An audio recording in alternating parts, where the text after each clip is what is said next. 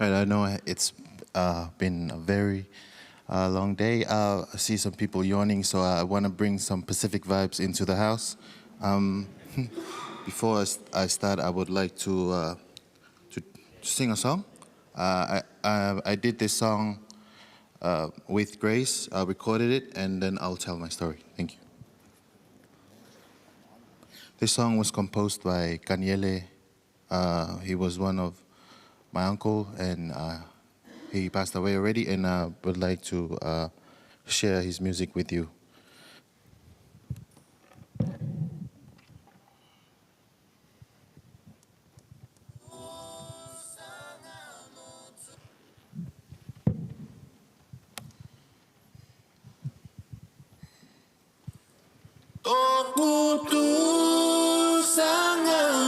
Tuvalu, e amo kilungate atu whenua, se ko pati ako whainga e iloa i te loto whenua.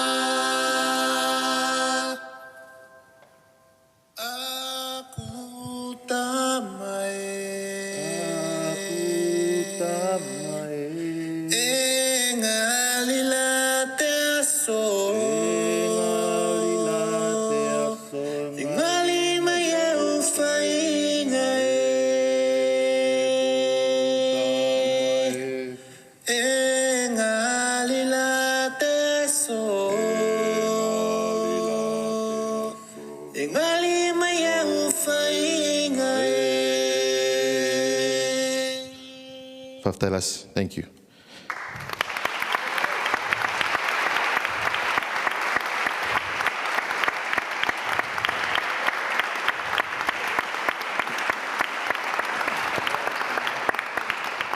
My name is Kato Ewekia, and I come from an island nation in the heart of the Pacific, Tuvalu.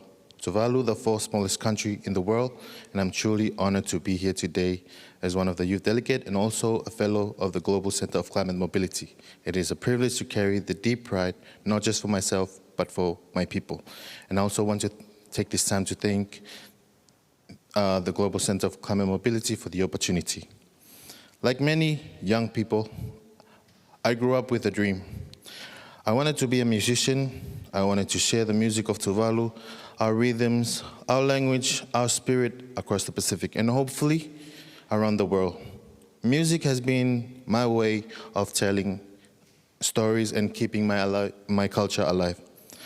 But after I released my fourth original song, we experienced one of the strongest winds to ever hit Tuvalu. And for the first time, I truly feared what was happening to my home. I started asking questions.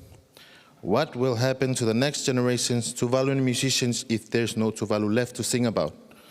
What will happen to the song that live in our land, in our waves, and in our wind? The moment I realized I needed to do more, I chose to become a climate activist, not instead of being a musician, but because I want music to still have a home in Tuvalu. I want the future generation to compose, to play, and to sing our songs in the land of our ancestors. Our reality at home is hard to put into words. When drought hits, families like mine gathered at the community water tank with our buckets, hoping there's enough to get us through the day. In the morning, we fill 6 buckets to use for the day. In the evening, we fill 6 buckets to last us through the night. That's all we have. We don't have rivers or mountain streams to rely on. We depend on rain for water source. And when high tide comes, the seawater doesn't just come from the ocean and the lagoon side. It rises underneath the island as well, as if the sea is slowly reclaiming everything we stand on. I will never forget, as our minister said, what happened during Cyclone Pam in 2015. The waves were so strong on the island of Nui that they dug up the bones of our ancestors. Imagine the heartbreaking of seeing our own history scattered by the sea.